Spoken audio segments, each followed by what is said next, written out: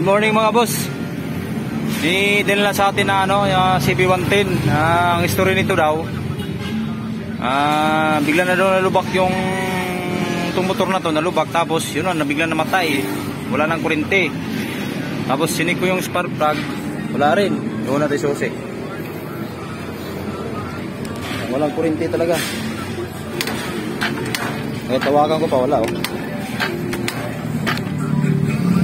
wala. Tapos sinig ko yung rectifier mga boss, yung doon sa may sa ilalim ng rectifier eh, yan. Yung white wire wala rin kuryente galing sa stator. Ibig sabihin wala rin yung wire, wala din yung kuryente yung red wire.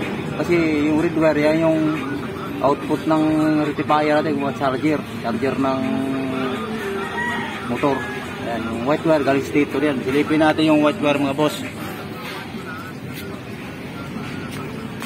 Sa white wire mga boss, ito lang, tingnan nyo yung sakit na to, ito yung nangyari sa kanya mga boss, ito yung white wire, yan, lumabas, hindi siya nag-lock talaga doon sa may loob, so ipasok natin ito mga boss, subukan natin ulit pag kung nalabas na yung kuryente niya, baka dito lang yung problema niya, umangat lang tong white wire, papunta yan sa stator dito, ito. Huwag mo na muna boss, basta magpalit ng pisa mga boss. Update ko kayo mga boss pag papasok ko lang to, walang tagawak ng cellphone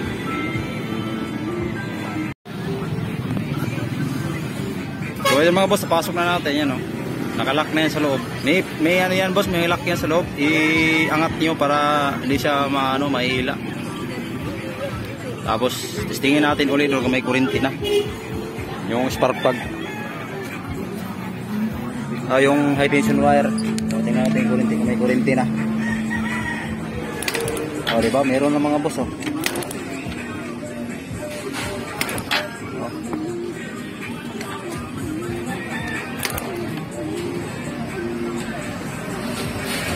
Makita ata.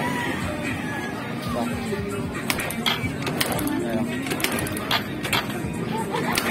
Tanda rin natin mga boss. Ayun na.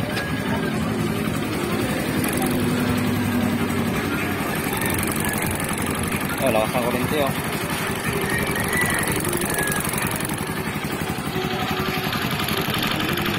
hirap pag tabalang pagkakawak nyo.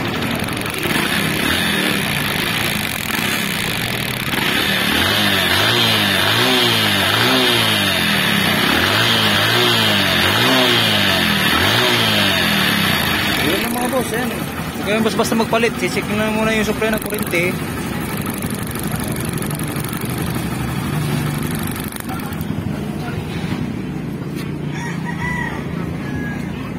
Nakaiwas gastos yung may-ari. Kakabit na muna namin yung spark plug mga boss. Salamat sa panonood mga boss. So medyo busy tayo mga boss, nag full wave tayo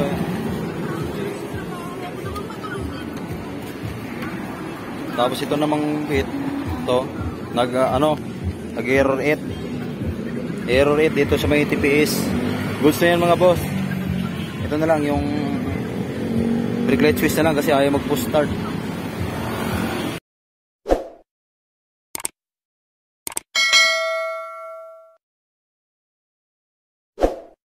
Para natin ulit mga boss.